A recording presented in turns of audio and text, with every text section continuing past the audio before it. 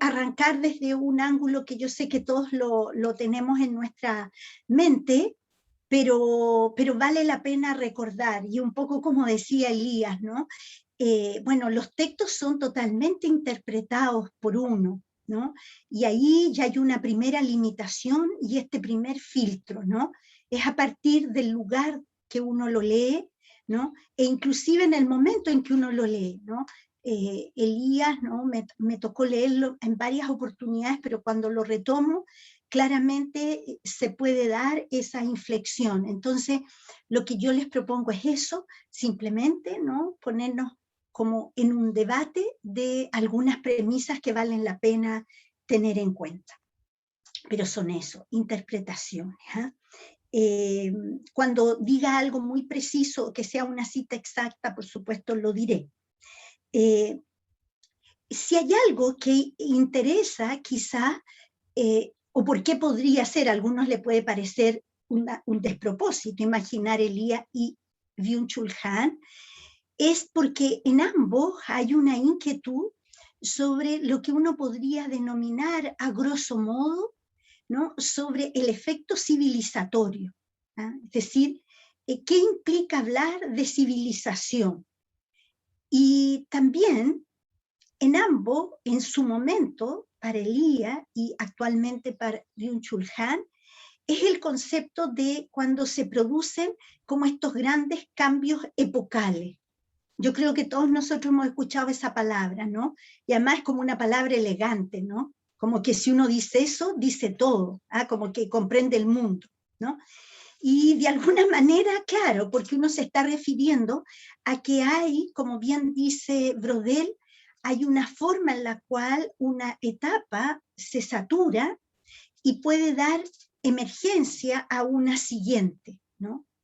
Pero siempre pensando desde un enfoque en el cual no es que algo se supere completamente y emerja algo completamente nuevo, sino que al contrario, detrás de eso está la idea de la discontinuidad. Es decir, que cuando hay ciertos cambios de una época, esa época va a estar presente en ciertos acontecimientos y en ciertos comportamientos. Entonces, eso como primera afirmación que a ambos los une, los vincula. Lo segundo que también los vincula es que ellos hacen un pequeño distingo entre la civilización y no marcan como sinónimo la cultura. En ambos autores, en Elías probablemente con más fuerza por la época que a él le tocó vivir, la civilización él la toma como esas grandes herencias que suceden producto de los sistemas religiosos. Él pone el punto, ¿no? El acento, que en realidad cuando nosotros hablamos de civilizaciones tenemos que reconocer las grandes trazas que nos dejan los sistemas religiosos, cualquiera que esto sea, ¿no? Cuando Elías se refiere a eso, también se refiere a los grandes sistemas religiosos que han originado estos sistemas civilizatorios. Y la cultura serían expresiones mucho más acotadas, ¿no?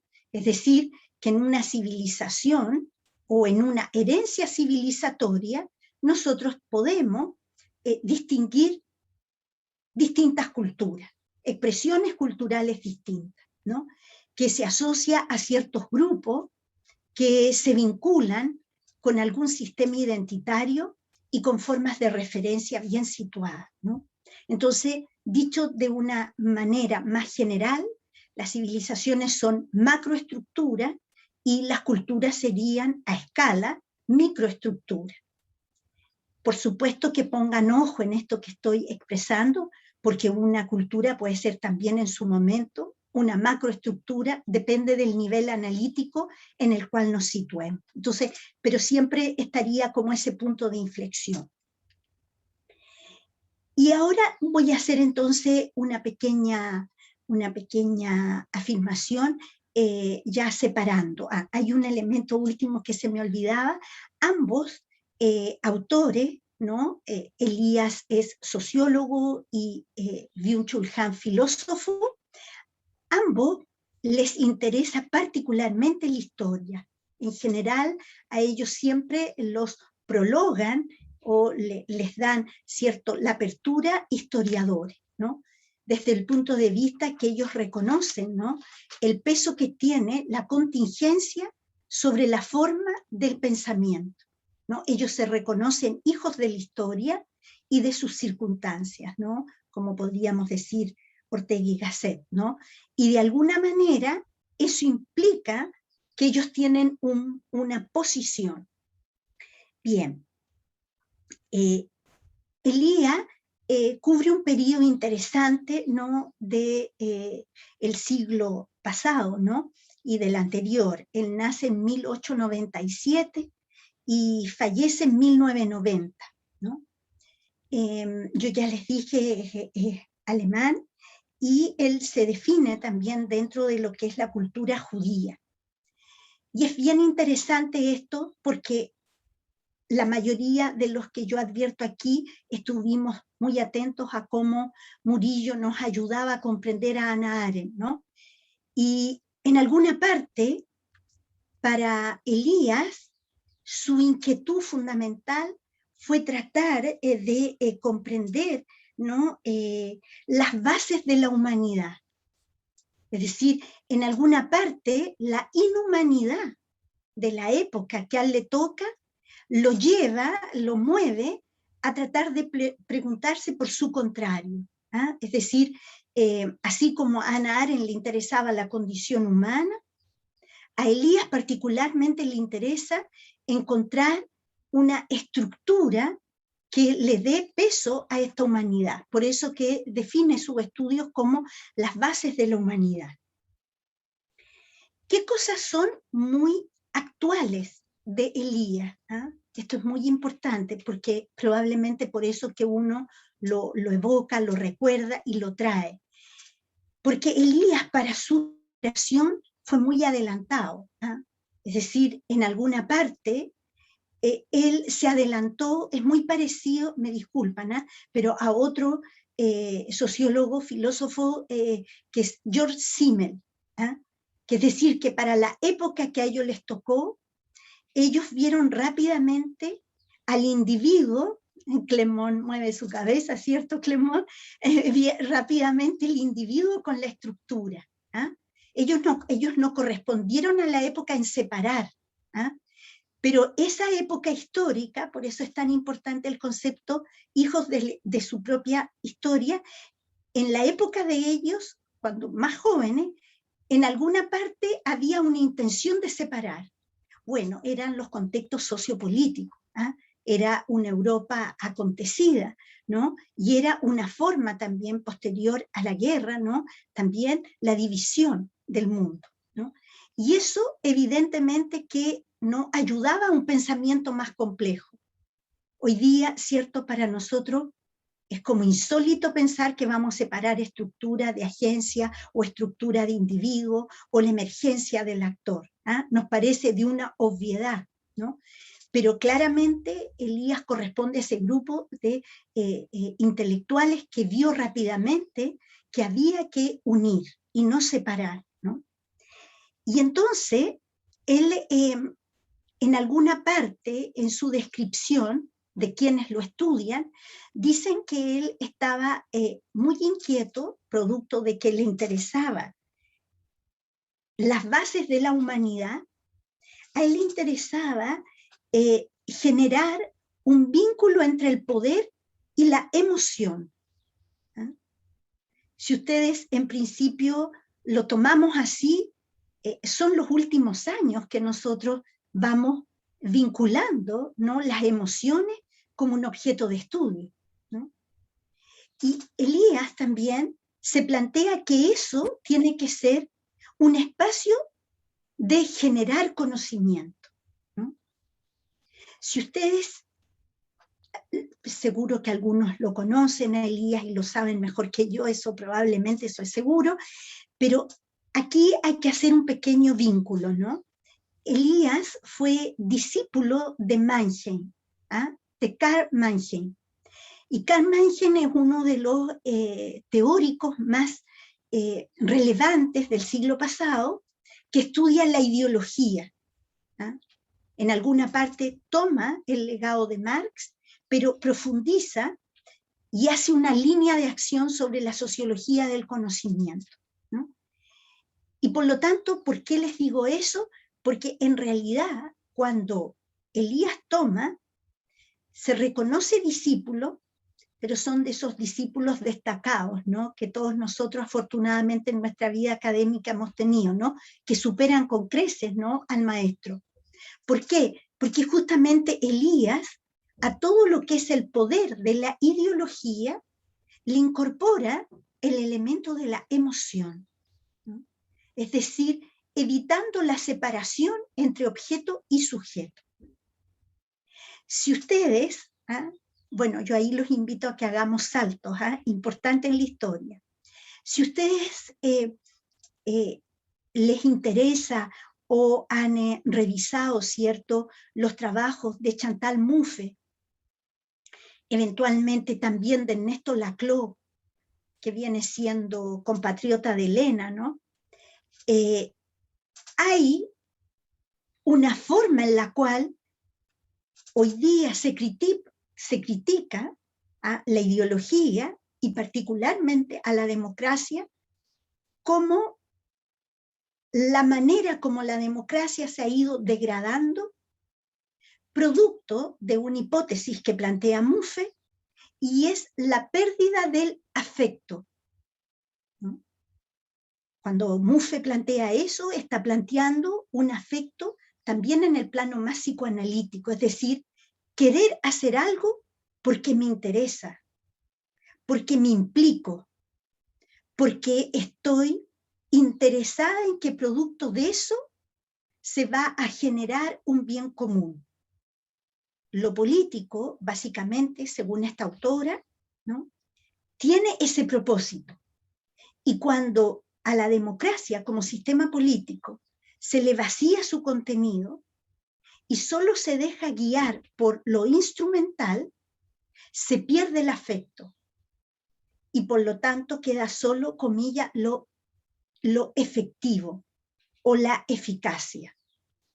Por lo tanto, entonces, nos enfrentamos en un dilema donde justamente es esa emoción la que Elías tempranamente identifica como un núcleo sustantivo para poder entender los procesos de poder y para poder entender entonces los comportamientos, ¿no? Entonces, eso es bien interesante. Algunos autores dicen que posteriormente los trabajos de Elías los retoma Foucault respecto a lo que sería, de alguna manera, el deseo, ¿no?, y sobre todo, ¿cierto?, la intención, ¿no?, en los trabajos a propósito del poder. Otro elemento central, ¿no?, para Elías, que puede ayudarnos tanto actualmente y ser tan contemporáneo para nosotros, es que él vio rápidamente que la sociología tenía una tendencia a separar la relación sujeto-objeto, pero además desimplicarse, ¿no?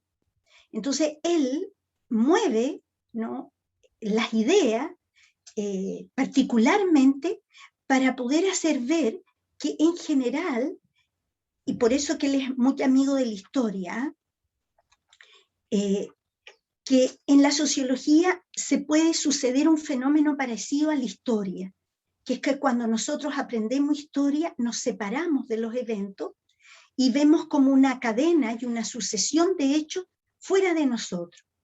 Entonces él dice que justamente, ¿no?, la historia, por eso reivindica la historia en los anales, ¿no?, juntar la microhistoria con la macrohistoria. Entonces él dice, la sociología lo que tiene que hacer es sistemáticamente verse implicado, ¿no? Verse que cuando yo observo algo, yo tengo algo de mí, ¿no?, en ese objeto. ¿Cómo lo dirimo? ¿Cómo lo resuelvo? Para eso me ayudo de los métodos. Pero lo que no puedo pretender, ¿no?, es una implicancia, perdón, es una objetividad total, ¿no? Si ustedes advierten, ¿no? Tempranamente él lucha contra esa idea de objetivación. A lo más dice hay acuerdos objetivados. Y fíjense que esto es interesante cuando uno sigue la huella. Uno de sus discípulos, ¿no? Es un inglés, como Giddens, ¿no? Yo creo que más o menos todos alguna vez hemos leído o escuchado a Anthony Giddens, ¿no? Y Giddens, justamente en una de sus propuestas en la Constitución de la Sociedad, habla del doble envolvimiento. Es decir, ¿no? De cómo nosotros, cuando hablamos de lo social, pertenecemos a ese social. Quizás la única trampilla de Giddens, bueno, a lo mejor lo dijo en otro texto o en otros textos, es que no menciona a Elías como de alguna manera un motor, ¿no? intelectual que lo ayuda a mirar desde ese punto de vista. Elías también, ¿no? Para acá yo sé que hay varios que trabajamos también apoyando proyectos sociales en organizaciones. Bueno, Elías es uno de los autores que advierte el trabajo en red muy tempranamente, ¿eh? O sea, de alguna manera es un precursor, probablemente no se le reconoce mucho eso, pero él es uno de los precursores del trabajo en red, justamente por esta idea de la agencia individual, ¿no? Él dice que hay que estudiar las estructuras sin menoscabar la agencia individual, ¿no? Y eso tiene un valor muy importante. Hay un texto de Elías que afortunadamente está traducido, que se llama La sociedad de los individuos, ¿no? Y justamente él ahí hace como una suerte de ideas que van siendo cada vez más densas, hace un análisis exhaustivo, ¿no? Y en el fondo, él va exponiendo de manera bastante pedagógica, ¿no? Cómo esta sociedad de los individuos no es más que una distorsión, ¿no? Él va a decir, es una distorsión de lo que es la sociedad, porque en realidad la sociedad de los individuos es la interdependencia, ¿no? Sin embargo, en una expresión de modernización se ha intentado, ¿cierto?, levantar al individuo como la unidad de medida, ¿no? Como el rasero de realidad. Y él dice en realidad, no, es lo contrario, ¿no? Son los individuos interdependientes los que logran configurar esta estructura, esta arquitectura, ¿no? Y sin embargo, él sí, en la sociedad de los individuos, piensen, la hace en el año 1939, o sea, él estudia en ese tiempo. Y luego él habla de la conciencia de sí y de las imágenes. Esto es muy importante, porque si ustedes advierten la conciencia de sí de las imágenes, lo que él está haciendo es un pequeño guiño a lo que sería la industria cultural que nos entrega la Escuela Crítica de Frankfurt, particularmente cuando hay una crítica al capitalismo y la crítica no está dirigida exclusivamente al modelo o al modo de producción económica, sino a las formas de producción cultural y cómo, en realidad, en la sociedad capitalista, su reproducción fundamental es posible gracias al impacto que tiene el capitalismo en el consumo cultural. En el fondo, nosotros como individuos, consumidores, y en el fondo también individuos que queremos pertenecer a una suerte de una cultura del consumo, ¿no? Entonces, la conciencia de sí, la imagen, sería uno de los elementos centrales que Elías aporta, ¿no? Algunos lo ven con un peso muy específico en la en la escuela de Frankfurt, otros dicen que él participó de manera discreta, y bueno, ahí hay interpretaciones distintas. No seré yo quien vaya a resolver esa controversia, ¿eh? Pero sí decirles que evidentemente él influyó directamente en eso, ¿no? Y de alguna manera, también un elemento central que pudiera ayudarnos, ¿no? Es cómo nosotros en este proceso, ¿no? Él plantea el proceso civilizatorio, por supuesto que estudia Europa, inclusive algunos le critican por su estructura evolucionista, inclusive le dicen que es de teoría más como darwinista, pero lo que a él le interesa particularmente, en lo que a nosotros nos puede ayudar, es problematizar el concepto civilizatorio. Ustedes saben que nosotros, bueno, no sé si todos nosotros, pero para no implicar a aquellos que no se sientan aludidos, ¿no? En nuestra cultura más moderna, ¿no? Y en una forma también de adherirnos, nosotros muchas veces usamos el concepto de que esto es un acto civilizatorio, ¿no? Por ejemplo, de la barbarie a la civilización, ¿no? Edgar Morin lo plantea muy bien, y hay varios autores que lo plantean, ¿no? Y nosotros inclusive en fenómenos específicos nos dedicamos a decir, esto es civilizatorio y esto sería barbárico. Pero Elías pone un punto, y yo diría que en lo personal creo que es un gran punto. Él dice que cuando hablemos de civilizatorio, tendríamos que poner mucho atención es a qué referimos con civilizatorio. Porque muchas veces lo civilizatorio en la cultura, ¿no? De sociedad moderna, ¿no? Sociedad posmoderna, o si ustedes quieren, sociedades con altos grados de modernización, él se pregunta si lo civilizatorio en algún minuto no sería domesticación. Cuando él expresó eso, él tuvo mucha controversia, ¿no? Es decir, ¿qué es lo que pone es una duda razonada? ¿No? Como los individuos que intentan tener un pensamiento sistemáticamente, ¿cierto? Haciéndose preguntas, ¿no? A él le preocupa, ¿no? Y él lo dijo hasta el final, ¿no? Que muchas veces se confunde civilización con domesticación. Y la domesticación son los comportamientos esperados por los promedios sociales. ¿Ah? Y eso muchas veces puede ser un inhibidor de comportamientos que, no siendo promedio, no son barbáricos. Él pone un punto de tensión, si ustedes quieren, un quiebre, ¿no?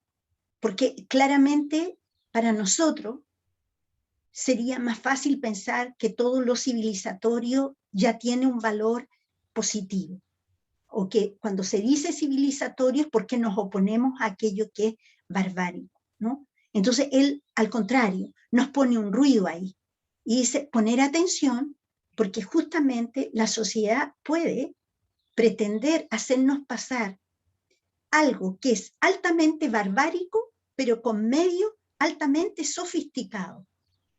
Entonces, él visualizó tempranamente que las tecnologías, por ejemplo, podrían ser formas muy sofisticadas, pero que en el fondo siguen manteniendo formas barbáricas, pero que nosotros nos conformamos diciendo que entonces la civilización hizo un salto cualitativo, ¿no? Eso me parece como un tema relevante, como para este primer gesto, Edgardo, no sé cómo tú lo ves, y sobre todo pensando en el tipo de mentalidad, ¿no? Elías es un gran impulsor de identificar las mentalidades que nos habitan, ¿ah? En nosotros, y que muchas veces nosotros no tendemos a reconocer, ¿no? ¿Por qué? Porque probablemente nos quedamos como en la expresión más cultural, que está más al alcance de la mano. Y entonces él dice, hay que hurgar, hay que sondear a esas estructuras que estarían mucho más puestas en esas herencias culturales.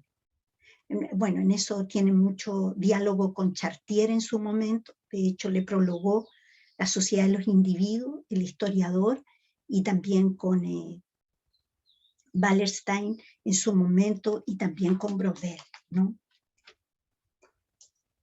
Edgardo, no sé cómo tú lo ves, porque yo lo veo como haciendo aquí quizás una pequeña pausa y de ahí relanzar algunas cosas en el diálogo. No lo sé, como ustedes quieran. Me parece bien. Tal vez hasta aquí hacemos abrimos espacio para comentarios, consultas, aclaraciones, o dónde podemos ir con esta primera presentación.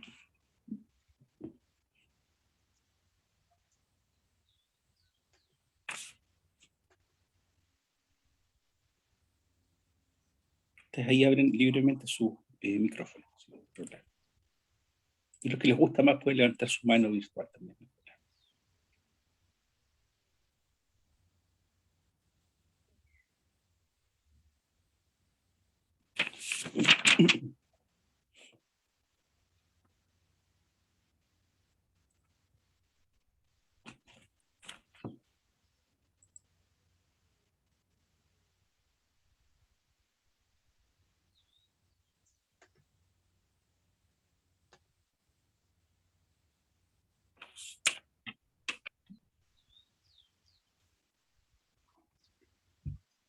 A lo mejor estuvo muy latero, o estuvo muy enredado, no lo sé. Estamos pensando, creo yo.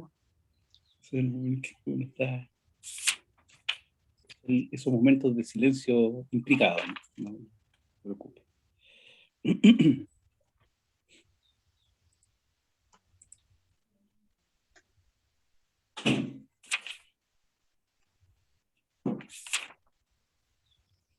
Solo para conectar, Adela, de esto último que tú dices, bueno, porque tú sabes, porque además estamos con interés ahí creados.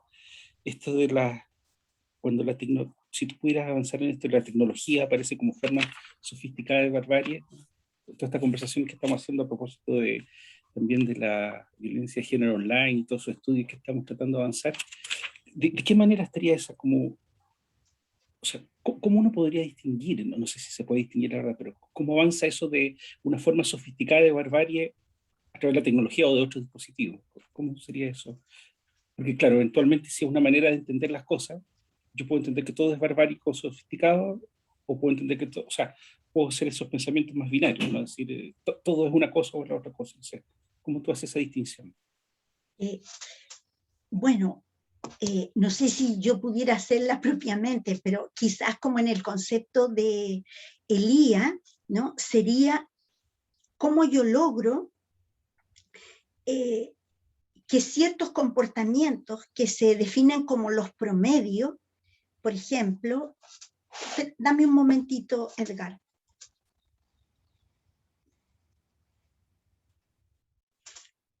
Cuando en una sociedad existe, ¿no?, una orientación sobre ciertos comportamientos promedios, yo puedo de alguna manera generar, ¿no?, formas en las cuales esos comportamientos puedan ser, al ser mayoritarios, puedan ser segregadores hacia un grupo dentro de la sociedad, ¿no? Y por lo tanto, puedo usar distintos mecanismos, ¿no? Desde los discursos lingüísticos, ¿no?, afirmando ciertas cuestiones como las mejores, las óptimas, las pertinentes, las adecuadas. Recuerda tú los normales, ¿no?, durante un largo periodo, o sea, yo puedo tener soportes, como diría Martuchelli, de carácter lingüístico, discursivo, ¿no? Yo construyo una manera de poder, comillas, ordenar un cierto grupo y dejar a otros como aquellos que están en la periferia. Si es por las tecnologías, yo puedo construir, ¿no?, tecnologías tan sofisticadas, recuerden ustedes, como que tengan georreferencial y que siempre me puedan ubicar, ¿no? Y que yo en alguna parte, ¿no?, entre que lo admito o que yo renuncio a la posibilidad de resistirme a eso porque ya el dispositivo viene con eso, ¿no? Por ejemplo, y hay un discurso de seguridad sobre eso, ¿eh? Si yo tengo eso, me puedo evitar algún tipo de ataque, algún tipo de robo, de asalto. Piensa la sociedad que nosotros tenemos construida, ¿no? ¿Qué decir? Diríamos el más fácil, pero el más barbárico, ¿no? Las formas de guerra, ¿no? ¿No? Tú no vas cuerpo a cuerpo, tú ya no te tienes que desplazar, tú puedes administrar desde un lugar y puedes generar grandes matanzas, ¿no? Y eliminar al adversario, al que en ese momento se presenta como enemigo. Es decir, que aquella forma en la cual nosotros muchas veces vamos creando instrumental, puede ser que esos instrumentales puedan inhibir al individuo su agenciamiento, su capacidad deliberativa. Acá hay que tomarlo en un amplio sentido, ¿no? No solo es la materialidad, puede ser la manera también como el individuo se describe a sí mismo, como el individuo es capaz de verse con sus márgenes de acción y no necesariamente con sus formas de sometimiento, ¿no? Entonces, a eso es donde Elías pone el punto, ¿no? Que nosotros como civilización, como cultura, muchas veces vamos adhiriéndonos a las grandes tendencias porque en alguna parte ellas nos producen comodidad, ¿no? Nos producen una suerte de bienestar inmediato, ¿no?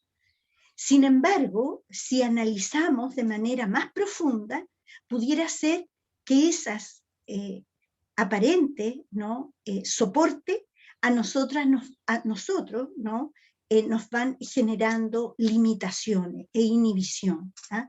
Por ejemplo, para los que trabajan con niños, niñas, ¿no?, cualquiera sea su identidad de género, ¿no?, el exceso del uso de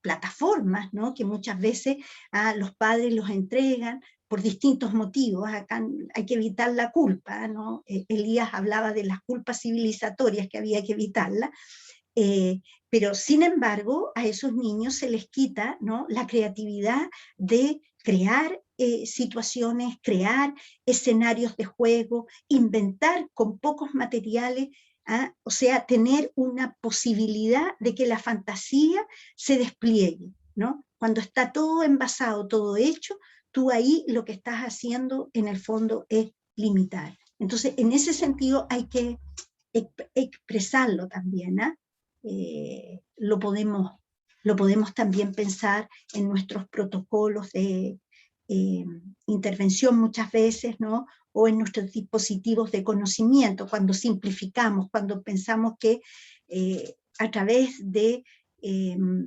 hacer las cosas más rápido para obtener más eficiencia, finalmente nos restamos a estar en un movimiento de mayor reflexividad y exhaustividad, por ejemplo. No sé si con eso, o sea, son reflexiones, Edgardo, en ningún caso respuesta. Elena, parece que tú eres implementa. Tienes que abrir tu micrófono acá.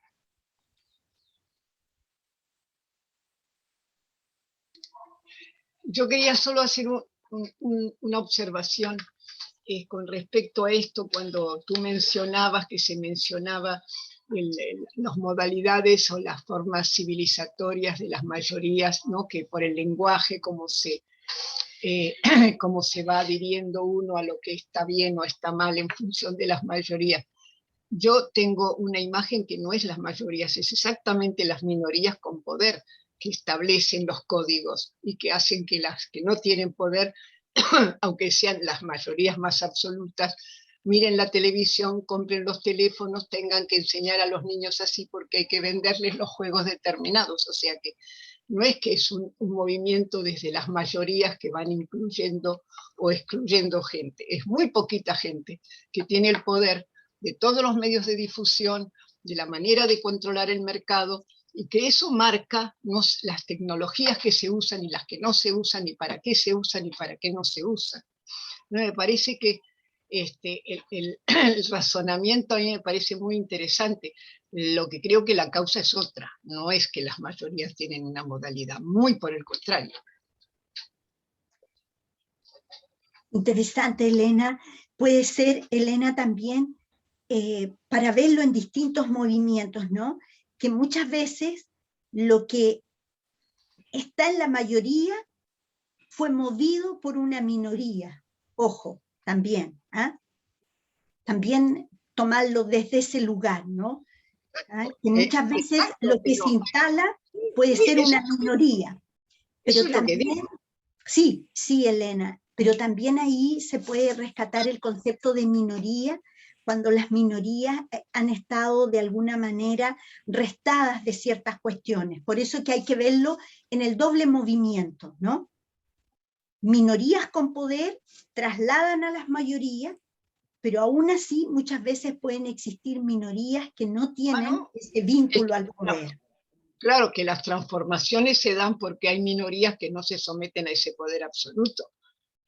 Obviamente que las minorías existen, pero no marcando, sino rebelándose contra un sometimiento que tiene la forma tecnológica, económica, cultural, de la música, de la ropa, de todo, ¿no? Entonces me parece que claro que sí, que las minorías son importantes y por eso todos nos estamos moviendo y haciendo este conversatorio. Quiero decir que no importa cuántos seamos, vale la pena moverlo, pero eso es distinto para mí de pensar que una minoría impone. Por supuesto que impone cuando tiene poder, como hizo la Iglesia en la Edad Media, los reyes, etcétera, etcétera, ¿no? O sea, todas esas minorías hicieron de todo el campesinado que les temieran a las mismas cosas, que se vistieran con lo que sobraba, que comieran lo que sobraba y que pensaran que eso era una manera de llegar al cielo, ¿no? Claro, me parece que es muy importante lo de las minorías, pero siento que las minorías son las que han ido forzando a la transformación con mucha pelea y mucho costo a lo largo de la historia. Bueno, no digo más nada, me callo. No, tranquilo. Clemón, ¿sí te querías? Sí, aquí. Ya. Primero, muchas gracias, Adela, por tu presentación. A mí me encanta, hace tiempo que he leído Elias, pero es un autor que me apasiona y que me sigue como apasionando porque encuentro que si bien ha escrito como en la primera parte del siglo XX, todavía es vigente sus planteamientos. Yo encuentro siempre como muy interesante escuchar sobre este autor. No, yo me quedé en la oposición entre lo civilizatorio y la barbarie, un poco como, y me quedé pensando en eso, en esta oposición. Es que, porque finalmente lo interesante, encuentro lo que es interesante en ella y que muestra muy bien finalmente cómo el proceso de civilización conduce a un sistema, una configuración, para retomar sus palabras, de autocontrol finalmente permanente, de que hemos integrado un autocontrol permanente de las emociones, de las conductas, lo que hace que reglas que fueron impuestas a un momento se vuelven como en el sentido común. En eso finalmente se va un poco hacia como la Foucault, un poco en este sentido. Y en este sentido, yo me quedé el 13 de noviembre fue... ¿Clemón? ¿Es Clemón o es mi internet? Parece que es Clemón el que... Sí, en París. Tuvo un Clemón, pequeño salto. sí, Tengo un desfase. tienes que ¿Sí? repetir de nuevo esa parte. Tengo una mala conexión, perdón. No, lo que decía que el 13 de noviembre de 2015 hubo estos atentados en Francia, entonces el 13 de noviembre hubo muchas celebraciones este sábado, creo que fue en Francia, y entonces la palabra barbarie era omnipresente. Los autores de las personas, de los terroristas que hicieron eso. Además, al mismo tiempo hay todo el juzgamiento de esta persona. Entonces, como un periodo un poco complejo respecto de eso. Y la palabra barbarie es omnipresente. ¿Aló? ¿Sí? Sí, se escucha. Sí. Sí, sí, sí, perfecto. Y entonces yo, escuchando la noticia en Francia, me quedé pensando si era la buena palabra, el buen concepto, barbarie, respecto de estas personas. Y más que eso, como pensando, pero ¿por qué usan esta palabra en oposición con supuestamente Francia, que sería un modelo de civilización? Un poco de la idea. Y, y me quedé pensando muchas veces por qué usan estas palabras, y no sé, es mi interpretación, comentario que hago, pero tengo la impresión que justamente estas personas, terrorizando esta fecha del 13 de noviembre de 2015, finalmente rompieron este sentido común, como que no rompieron las reglas, rompieron los comportamientos que normalmente supuestamente son adecuados, y tengo la impresión que retomando ellas se podría analizar de esta forma, como una ruptura en finalmente un sentido común integrado, un autocontrol emocional que tendríamos en Francia, en Europa, no sé, en este mundo occidental, y que fueron totalmente destruidos. Más que una ruptura, es una destrucción de un sentido. Es decir, que no logramos dar sentido a lo que pasó, entonces utilizamos esta palabra de barbarie. Tengo esta impresión, como además un comentario que una pregunta a lo que estoy haciendo, pero entonces, cuando estaba presentando me quedé pensando a eso. Por eso quería compartirlo. Gracias. No, es que yo creo, Clemón, bueno, sí hay igual para dialogar, es muy interesante como tú lo expones en algo tan como coyuntural también, ¿no? Cuando, cuando hay fenómenos que son de difícil explicación y además en una sociedad en la cual hay ciertos supuestos de que eso no puede pasar, también, ¿no? Se ha llegado a un cierto nivel, tengo la impresión que lo barbárico está al alcance de la mano. ¿Ah? Y eso hace como rápidamente que yo lo tome y no lo suelte, ¿no? Y entonces por eso que probablemente, como tú dices, omnipresente y en realidad como todo aquello de lo cual yo me quiero alejar, ¿no? Elías también en eso se hacía esa pregunta, ¿no? Que cuando aparece el concepto de barbarie, ¿no? O lo barbárico, también es una forma, es que por eso su obsesión también, bueno, por su propia historia, es tratar de, comillas, deshumanizar ese otro, ¿no? Hay ese gesto también, ¿no? Y por lo tanto ponerlo fuera. Entonces por eso es que a él le preocupaba tanto como el uso y el abuso de una palabra que finalmente también tiene consecuencias, ¿no? Refería al otro, a la vida en común fundamentalmente. Pero por otro lado, ese comportamiento que cuando yo no sé cómo calificar algo, tomo este concepto que me va a ayudar mucho, porque en el fondo es clausurante, no tengo mucho más que explicar, es barbárico, ¿no? Entonces es interesante por la experiencia que tú decías y por los hechos que sucedieron. Así que yo creo que, bueno, esa es la gracia de los autores, ¿no? Que cuando a veces se dice teórico, no es teórico, porque son las vidas, es la vida social misma que la podemos comprender, ¿no? Por acá, no sé si alguien tiene... ¿No? Dale, ¿Nadie antes? Ya, mire, precisamente a propósito de lo que mencionaba Clemen, me quedó mucho haciendo ruido el concepto de lo civilizatorio. Entonces, lo se me enreda. Civilizatorio ya Muy bien. constituye una estructura de dominación en estricto rigor, porque, por ejemplo, hay un texto que es muy bueno, que es de Susana Villavicencio, que se denomina La excepción racial, el reverso del relato republicano en la nación. Y precisamente aquello que está asociado a la civilización y la barbarie estuvo muy presente en la forma de construcción de la república en América Latina.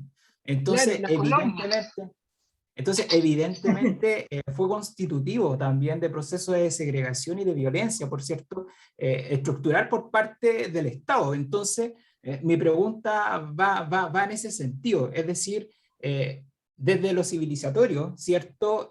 Las prácticas barbáricas se pueden legitimar o finalmente se legitiman a propósito, por ejemplo, de la construcción de Estado. ¿Cómo se expresa esa disyuntiva? Porque finalmente, y a propósito del trabajo intelectual, y a propósito, por ejemplo, de la identificación de las mentalidades que nos habitan, indudablemente trascienden en el individuo en las formas de pensar también y de reproducir conocimiento, a propósito también de lo que se mencionaba anteriormente respecto del rol de la cultura. Entonces, por ahí va un poco mi consulta y un poco algunas ideas que estoy reflexionando a propósito de lo mismo. Quizás lo racial es un componente, ¿cierto?, dentro de lo mucho, pero también lo analizo, por ejemplo, en tiempo presente, a propósito de los ciclos que estamos viviendo, del ciclo que estamos viviendo en América Latina, particularmente en Chile, por ejemplo, a propósito de las movilizaciones populares que se iniciaron en octubre del año 2019, y cómo este promedio social también termina siendo determinante a propósito de la exclusión que puede generar en sí mismo. O sea, finalmente no respondernos las preguntas en términos profundos, sino que más bien del status quo. O sea, es más fácil la condena que poder explicarnos en profundidad el fenómeno y poder abordarlo en consecuencia a propósito de las múltiples aristas que este puede tener. Eso. Súper, Marco. Eso, cuando arrancaste, yo creo que eso es interesante, que por eso que Elías, al poner la duda, lo que está diciendo es qué es aquello que definimos como civilizatorio y cómo eso puede generar un trasfondo común, pero que justamente son formas y encuadres normativos y que pueden tener justamente el carácter de dominación, de sometimiento y de llegar rápidamente a un cierto acuerdo de que esto es civilizatorio y aquello no. Y cuando opera ese binarismo, que bueno, eso también sería parte de nuestra herencia cultural, cómo superarlo, ¿no? Y se superaría justamente haciendo este vínculo entre este individuo, ¿no? Esta agencia social, ¿no? Hoy día se llama la emergencia, hay algunos autores como la Margaret Archer que habla de eso, pero en el fondo es justamente en el vínculo y no en la separación. Entonces, claramente lo civilizatorio muchas veces puede ser acuerdo y que pueden ser, comillas, muy barbáricos, pero por la contingencia y por la coyuntura se llega a eso como lo que fuera lo civilizatorio, ¿no? O sea, voy a ponerlo en su contraste, por ejemplo, bueno, pero podría haber, porque que nosotros conversemos y nos guste conversar, es claro que la pena de muerte es un gesto civilizatorio. O sea, es también para no poner como que nada podría de lo que es civilizatorio sería todo formas de dominación. Es decir, la pena de muerte, cuando se supera la pena de muerte, hay un análisis muy exhaustivo de las sociedades que no solo se ponen como propósito dejar de hacer esa práctica, sino que hay una evidencia que esa práctica no conlleva necesariamente algo, ¿no? Que era reparatorio, algo que generara en el otro una forma de disuasión. Y la pregunta más relevante es si un individuo acomete un acto de esta naturaleza, ¿podría ser posible que el Estado le responda a un individuo, el Estado le responda de la misma forma? ¿No? Bueno, en ese gesto, ¿no? De alguna manera, ¿cierto? Allí hay un giro, hay una forma civilizatoria. La humanidad no puede generar ese tipo de castigo, ¿no?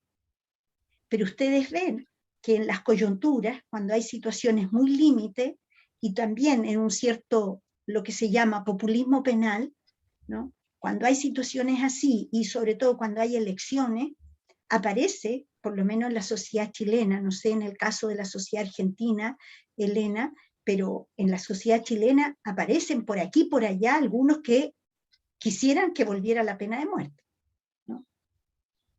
O sea, pero sin embargo, ese por ejemplo fue un gran gesto, ese es como se puede decir, ¿cierto? Sin embargo, sabemos que hay estados dentro de Estados Unidos y otros países que sí todavía tienen la pena de muerte, ¿no?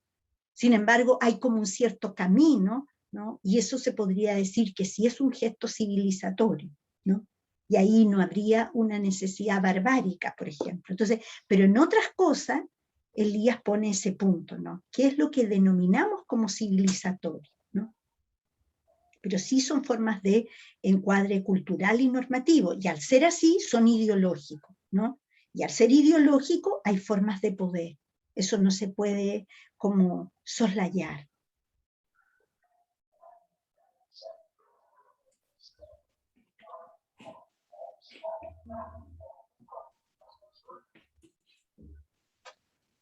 Y acá está la Javiera León, no la había advertido. Hola Javiera, qué gusto verte. Hola, profe, ¿cómo está? Aquí estamos, ¿no? Ah. Compartiendo con ustedes. Adela, bueno, a lo mejor alguien más quiere hacer una conversación ahí. Tú nos proponías este diálogo con Chul Han también, a propósito de la sociedad de transparencia y finalmente esa transparencia excesiva que se convierte en control. ¿Sí? Un poco, ¿cómo tú haces ahí ese puente? Lo civilizatorio es continuar. No. Bueno, podríamos decir que más bien es esto. Yo les decía que ambos autores tenían la preocupación, ¿cierto?, de las culturas. Entonces, quizás una de las cuestiones que es muy importante, ¿no?, en el caso de Byung-Chul Han, hay algo que muchas veces cuando a él se lo presenta, ¿no?, se dice cómo un individuo con una cultura, aparentemente con una civilización tan distinta, pero luego con una mixtura con sus estudios, ¿no?, en Alemania, va a poder también pensar, ¿no?, cómo, comilla, este momento de la sociedad actual, ¿no?, esta herencia cultural, es capaz de, comilla, confundirnos tanto. Esa es la parte donde yo, en realidad, pero puede ser una frescura de mi parte, pero es donde yo veo que hay vínculos, ¿no?, entre Elías con Byung-Chul Han. ¿Por qué? Porque Byung-Chul Han, siendo un intelectual joven, ¿no?, él se preocupa de la forma como la sociedad actual, ¿no?, particularmente la forma como una expresión del capitalismo ha ido instalando ideas, ¿no?, que se transforman en verdaderos mantras, ideas civilizatorias, ¿no?, como por ejemplo la transparencia. Todo tiene que ser transparente, las instituciones tienen que serlo, ¿no?, los individuos tienen que serlo, las políticas públicas, etcétera, etcétera. Y entonces, desde ese punto de vista, a mí me parece interesante cómo él desmonta eso. Hay muchos conceptos que Byung-Chul Han los desmonta, ¿no? Justamente en el texto La sociedad de la transparencia, él va problematizando conceptos que nuestra sociedad los tributó de una manera muy mecánica, ¿no? Y él hace justamente el juego, ¿no?, y un tanto una forma de interrogarse de hasta dónde la transparencia es posible en la sociedad, no solo a nivel del individuo, sino a nivel de las instituciones, a nivel de las relaciones, ¿no? Entonces, en el fondo, Byung-Chul Han, desde ese punto de vista, nos pone problema a lo que nosotros tributamos como las grandes tendencias, ¿no? Por ejemplo, aspirar a esa idea de una sociedad transparente, exigir transparencia, y cuando él dice, y resulta que estamos más opacos que nunca. Una sociedad muy opaca, porque sabe perfectamente qué cosas puede transparentar y qué cosas no, ¿no? Por lo tanto, ahí yo veo que hay un pequeño vínculo entre Elías y él, ¿no? Es decir, ¿cuáles son las grandes directrices de la sociedad actual? Y varias de esas directrices, ¿no?, en alguna parte hay confusión, ¿no? Y sería interesante reflexionar, ¿no? cómo él nos ayuda, por ejemplo, a salir de los lugares comunes, ¿no? Cuando él analiza la sociedad pornográfica y claramente la saca de la sexualidad, ¿no? Habitualmente en nuestra sociedad y con nuestra herencia cultural la teníamos asociada más a la sexualidad. Bueno, él la saca de ese dominio y la problematiza a propósito de nuestra producción de relaciones sociales. Es decir, la forma como nosotros nos exponemos, ¿no? Y la forma como, ¿cierto?, esa exposición termina siendo obscena para otros, ¿no? El poco cuidado que tenemos a los otros, ¿no? La poca consideración a otros que, comillas, eso que uno expone, ¿no?, termina siendo, ¿cierto?, un agravio. Ese gesto de Byung-Chul Han, ¿no?, es muy interesante porque nos lleva a pensar cómo poder generar una atención mayor justamente a esos mandatos culturales, a esas formas en las cuales se nos presenta, ¿no?, esta necesidad de, comillas, de estar presente, ¿no?, la urgencia por estar presente. Cuando él dice a veces la ausencia sería una forma en la cual mi contribución al otro sería más sustantiva, ¿no? Entonces, ese juego de estar auscultando las palabras, a mí me parece que ahí hay una pequeña, una suerte de diálogo, no explícito, pero sí con Elías, ¿no? Es decir, ¿cuáles son nuestras formas civilizatorias ahora, ¿no? Recuerden que él en su texto, bueno, aquí yo tengo que decirlo, acá hay una extraordinaria trabajadora social que es Javiera León, a la que la saludé, que hizo una presentación pero superior sobre Byung-Chul Han, así que Javiera, podrías continuar tú, pero es para que los que quieran pueden después pedirle a ella unas tremendas referencias. Cuando él nos lleva a decir qué es eso de positivar todo, ¿por qué nosotros siempre tenemos que estar bien? ¿Por qué nos exigimos a estar bien, no? Bueno, él lo que hace es la pregunta sobre cómo eso nos agota mentalmente, físicamente, ¿no?, emocionalmente, y por lo tanto, en vez de ayudarnos, eso es muy barbárico, ¿no? Yo pongo un ejemplo que es un poco, es bien doméstico, pero justamente mucho tiempo lo doméstico, esa palabra se la subvaloró, ¿no? Puede ser posible que, a lo mejor ustedes me van a decir lamentablemente, puede ser posible que usted tenga que estar a las 9 de la noche recibiendo WhatsApp de su trabajo. Puede ser posible que usted no se pueda sustraer porque en alguna parte ya se instaló y finalmente, aunque no hay regulación, resulta que usted actúa, ¿no?, en función de que hay que contestar, ¿no? Y además no se puede decir que se molesta, usted tiene que contestar no muerto en la risa, puede contestar enojado, pero igual lo tiene que contestar. Entonces, esa forma en la cual a nosotros se nos orienta a positivar todo, ¿no? Bueno, él le da vuelta a eso, ¿no? Y nos hace pensar, ¿no?, cómo poder sustraernos, cómo en alguna parte, ¿no?, se puede hacer un gesto diferente para justamente que nosotros no terminemos agotados, ¿no? La sociedad del cansancio, la sociedad de la fatiga. O sea, cuando a uno le dicen eso, uno ya se cansa 2 veces, ¿cierto? Pero en realidad eso es un poco lo que estamos, ¿no? Nosotros en la universidad, los que trabajamos en las universidades lo sabemos, o sea, a veces hay un ritmo que es incesante, ¿no? Y entonces hay un texto de Byung-Chul Han que es El aroma del tiempo. Todo lo contrario, darse tiempo, extenderse en la idea, extenderse en el acto de escucha.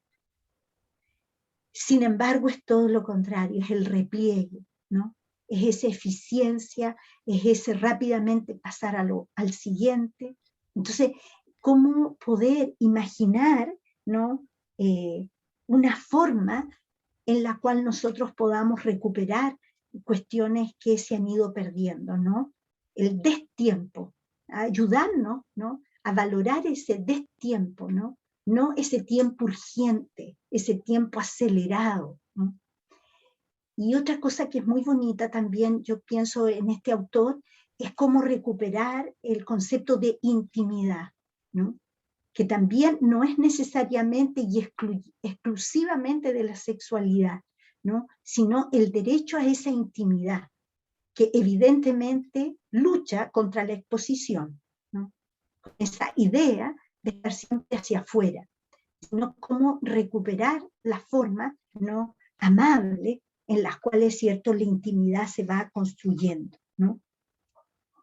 Y justamente hay el último texto de Byung-Chul Han se llama Las no cosas, pero hay un anterior que se llama Hegel, por el filósofo, él hace un diálogo ahí, y el poder.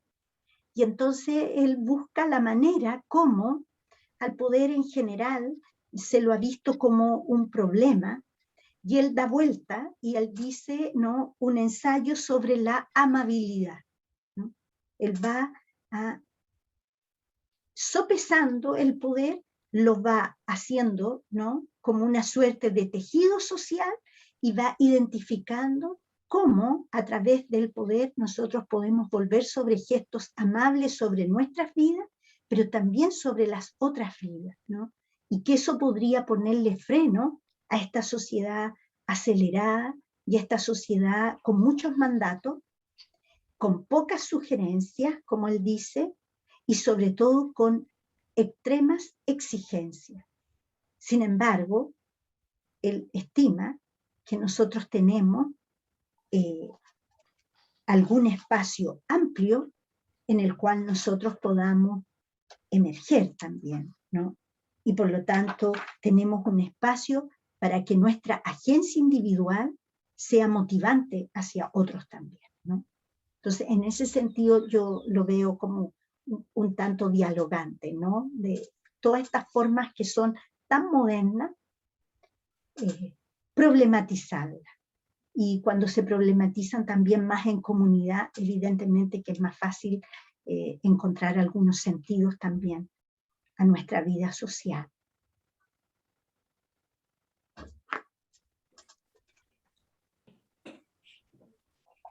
No sé si les parece que abramos los últimos minutos que nos quedan, 15 minutos que nos quedan también para preguntas, comentarios, reflexiones, un poco la misma línea de lo que hicimos la primera vuelta.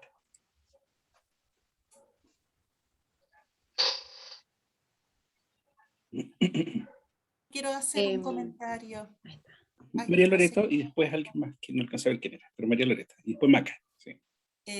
Mira, me sucede que a partir de mi mundo, que en general me muevo más bien en el deber ser que en el ser, todo esto estudiado me parece maravillosamente ruidoso y que te provoca efectivamente movimientos internos que uno no espera. Porque los términos que estuvimos leyendo sobre lo que es la transparencia o lo que es la positividad, en términos generales entiendo que la gente las valora como una forma de eficiencia, algo que es altamente positivo, porque te permite de alguna manera, al ser transparente, mostrarte tal cual tú eres, y por otro lado, al ser positivo, sacar lo mejor de ti en pos de una mayor eficiencia. Pero a la luz de los textos nos dimos cuenta, o por lo menos yo me di cuenta, que esa mirada que tradicionalmente uno le da puede tener una visión completamente distinta desde otra perspectiva. De manera que esta misma transparencia o esta exigencia de transparencia de la forma en que lo encara el autor, de alguna manera, como él mismo dice, puede transformarse en una tiranía. en un tema en que se pierde absolutamente las especificaciones y las especialidades de cada persona, de una manera en que empezamos todos a uniformarlos, y por Dios que es grave todo ese asunto. Y por otra parte, con el segundo autor, cuando estábamos hablando recién de todas estas conductas civilizatorias, Adela mencionaba, que también me quedo dando mucha vuelta, porque más que mal nosotros aquí estamos en pos del prisma de la violencia, que eso es lo que nos convoca para conversar, que todas estas prácticas civilizatorias, de alguna manera, en la forma en que uno las lleva a cabo, pierdes también tu uniformidad, y por lo tanto también estás ocasionando de alguna manera un retroceso. Y eso también, de acuerdo a las formas de poder, puede ser absolutamente violento. Entonces, me doy cuenta que los dos textos que hemos conversado claramente, por lo menos para mí, tenían una mirada en un comienzo que era bastante más inocua de la forma de verla, y después me di cuenta que no es así. Realmente lo tuve que masticar bastante. Parece que había yo perdido un poco esta forma de ver textos más sociológicos, digamos. Estoy metida más en lo que son las leyes, que es más al pan, pan, vino, vino, ¿cierto? Entonces, creo que esa es la forma de ir cambiando, de ir logrando las miradas distintas en las personas. Si uno puede ir viendo cada área desde una perspectiva diversa, de manera que tú puedas hacer estas modificaciones que te permitan vivir en una multiculturalidad y salir de estas violencias en que nos vamos metiendo de a poco sin darnos cuenta, yo creo que podemos ir perfectamente saliendo adelante como sociedad, no solamente como personas individuales, que es lo que andamos buscando, ¿cierto? Así que agradezco los textos infinitamente, y además que me encantaron los autores, que no los conocía. Así que muchas gracias. Gracias, María Loreto. Tú recuerdas cuando él dice el infierno de lo igual, ¿no? Sí. Esa frase que a uno le produce así como un choque, ¿no? Que tanta transparencia, tanta positividad, podemos llegar a eso. Macarena estaba por ahí, Maca. Sí, hola Adela, muchas gracias. Me encantó tu selección de autores. Como yo tengo una tendencia que cuando leo algo o escucho una canción, como que un mapa mental se activa como para linkear referencias, y como, ¿esto dónde lo escuché antes? Y como que este linkeo que generaste ahora me parece así como muy creativo de tu parte, así que agradecerte eso. Y comentar que mientras leía a Elías, bueno, en primer lugar me encantó, y me da mucha lata no haberlo conocido en la U. Yo tuve ramos de sociología, yo estudié psicología, y claro, fue como Max Weber, la anomia, como que eso fue como mi pequeño como aproximación a la sociología, entonces no conocía a este autor y me parece increíble. Pero sí, lo que él comenta está muy vinculado con un ramo que tuve que me encantó y que me gusta mucho, que es la epistemología y la filosofía de la ciencia. Y me llama mucho la atención también como los diálogos que puede tener con, no sé, como un filósofo como Paul Feyerabend o Thomas Kuhn, que hablan de como, a ver, rompamos este mito de este avance de la ciencia y de cómo se crea el conocimiento científico, que en realidad es bastante caótico, anárquico, y está romantizado el método científico como forma única de obtención de conocimiento empírico y replicable, por un lado, ¿no es cierto? Y por otro lado también me evocó mucho a Maturana y Varela cuando hablan de cómo sé lo que sé, cómo conozco lo que conozco, ¿no es cierto? Como todas estas preguntas respecto como al conocimiento. Y un concepto muy bacán que tiene Maturana es lo que él en un momento propone, es como no podemos solapar la biología a la sociología o la física cuántica a la psicología, son campos disconjuntos. ¿Por qué a veces tenemos esta tentación de decir, no sé, como los guepardos, no sé, cazan solos, entonces los humanos también cazamos solos? Es como, no, así como, no, son como campos de conocimiento muy distintos, pero yo siento que hasta el día de hoy hay como estas tentaciones a hacer esos saltos de que en la medida de que se crea conocimiento científico, que no es para nada neutral, se nos impone a las personas que trabajamos en las ciencias sociales como este ideal de como parecernos mucho a las ciencias duras, parecernos mucho a las ciencias físicas, porque tuvieran como una especie de supremacía de acceso al conocimiento. Entonces, también me gustó mucho esa reflexión que hace Elías, y te quería preguntar a ti por eso, porque para mí es como un tema superado. Yo me siento como muy cómoda con las metodologías cualitativas, y no a todo le ando buscando el promedio y las cifras, pero quizás es por mi propio sesgo. Entonces preguntarte a ti, que quizás puedes tener una panorámica de cómo se crea conocimiento también en las ciencias sociales, si ves todavía como estos sesgos de que me calce la hipótesis con el descubrimiento, o si hay todavía como ciertas renuencias a unas metodologías más cualitativas para conocer temáticas sociológicas. Qué interesante, Maca, tu reflexión, y qué bueno también como, que ahí llegó Michelle Cuas. Maca, qué interesante que hayas hecho también tus vínculos con tu formación de psicóloga, y bueno, ahí, pese a que en este minuto está por ahí, ¿no? Un abrazo, Elena, para ti, un gran abrazo para ti. Está, yo digo camuflada, no es que esté camuflada, pero ahí hay una excelente profe que es la Miriam Díaz, que está por ahí, ¿no? Y que es profe de justamente epistemología, ¿no? Y de filosofía de la ciencia, así que en cualquier caso te doy el dato, ¿no? Maca, mira, es muy interesante. Bueno, mira, justo se fue ahí, ya se fue Elena. Bueno, por ejemplo, a propósito de este juego de las mayorías y las minorías cuando se plantea, uno podría decir, Maca, que probablemente varios de los que estamos acá, inclusive María Loreto, que dijo, yo estoy con las leyes, pero fíjate todas las derivadas que sacó en la literatura, yo creo que todavía somos minorías quienes nos parece que las ciencias se distinguen entre ciencias sociales y ciencias básicas. Todavía no es una mayoría, y por eso es que el juego de las mayorías y las minorías da para mucho, sobre todo teóricamente, ¿no? Todavía en ciencias sociales, para que ustedes sepan, muchas veces en carreras como historia, sociología y trabajo social, los propios estudiantes que se están formando hablan de las ciencias exactas. Ahí apareció Miriam, ¿no? Te estaba haciendo la propaganda Miriam Díaz. Y por lo tanto, si ellos hablan de ciencias exactas,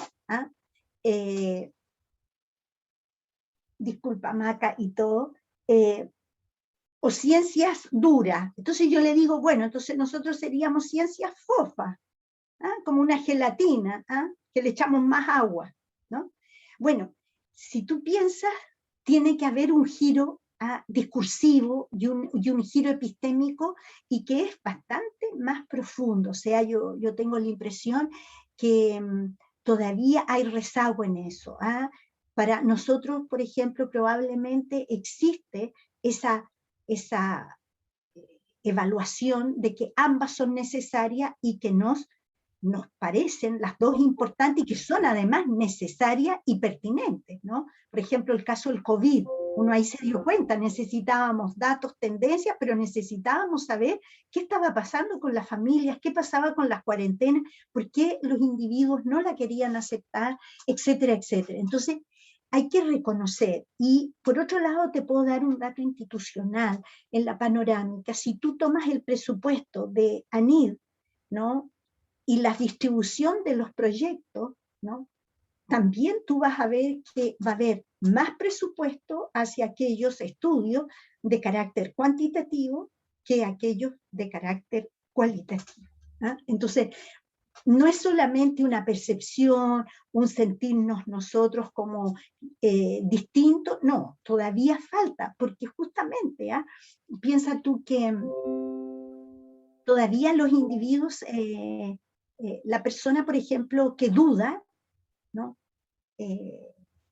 Espero que no acá, ¿no? Pero si yo me quedo en una pausa muy prolongada, puede decir, vaya, se le olvidó, no lo preparó. Todavía es muy valorado esos que van como así, como 1, 2, 3, 4, ¿te fijas?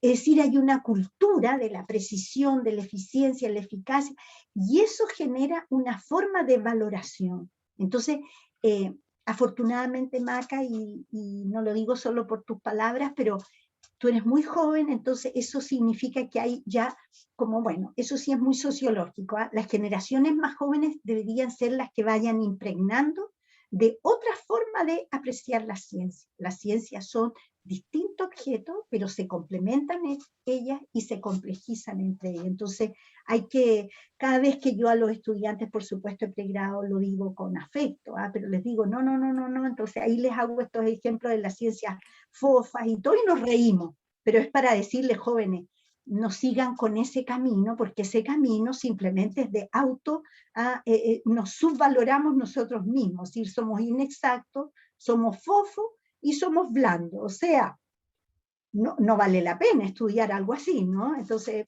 hay que resignificar el lenguaje, yo creo que es un motor de cambio también más, así que eso.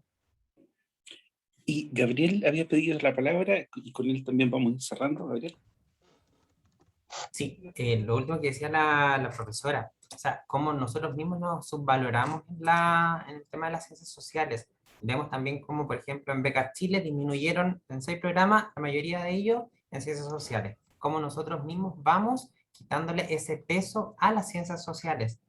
Y cómo nosotros, desde la ciencia social, psicólogos, trabajadores sociales, sociólogos, tenemos que comenzar a hacer la relectura de todos los textos que tuvimos que leer en la universidad. Yo me acuerdo de los textos que nos pasó la profesora Adela en el dossier de sociología, ¿sí? Y cómo tenemos que volver. Yo ahora estoy liderando el programa Calle en Ñuñoa y he tenido que volver a mucha teoría, he tenido que leer mucho de los mismos textos que ustedes me entregaron en la universidad para poder resignificar en el momento en el que estoy ahora como profesional, en el momento social en el que estamos y en el momento en el que tenemos que comenzar ya la intervención, potenciando, resignificando y revalorando tanto con los otros profesionales como con nosotros mismos, con nuestros pares, el tema de las ciencias sociales y cómo desde eso, brindándole esa ponderación, aumentando la ponderación de la ciencia social, tenemos que comenzar a releer toda la realidad social que tenemos en este momento, que está demasiado cambiante en este tiempo. En una mañana puede cambiar completamente todo el panorama social que tenemos actualmente. Pero eso, ligado con lo que dice la profesora, cómo nosotros nos tenemos que ir quitando estos mismos prejuicios que tenemos de las ciencias duras, la ciencia blanda y las ciencias fofas. No, las ciencias sociales también son ciencias y merecen el mismo respeto que cualquier otra ciencia.